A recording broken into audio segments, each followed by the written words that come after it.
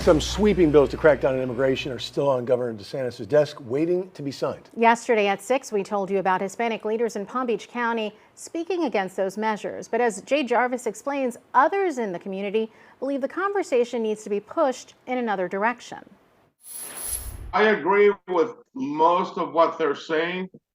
What I'm trying to do is bring light to the bigger issue.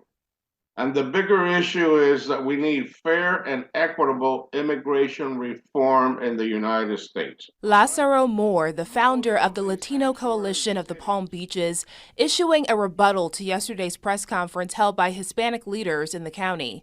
Those leaders urging Governor DeSantis to not sign SB 1718, which aims to stem the flow of illegal immigration into the state of Florida through a number of measures, including employment, healthcare, and education mandates. Let's find a solution so that state governors, not only in Florida, but in other states, don't have to take drastic measures. Moore believes the solution is at the federal level with President Joe Biden's administration and is where leaders in Palm Beach County need to focus their efforts. Remember, not in the conversation yesterday was the 12 million undocumented that are already here.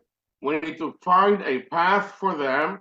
Not in the press conference yesterday are the dreamers that are innocent children that need to have a path to citizenship.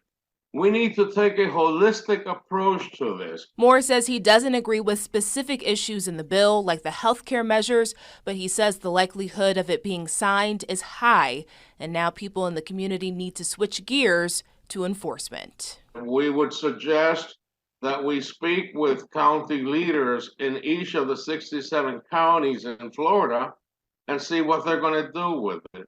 Jade Jarvis, WPBF 25 News.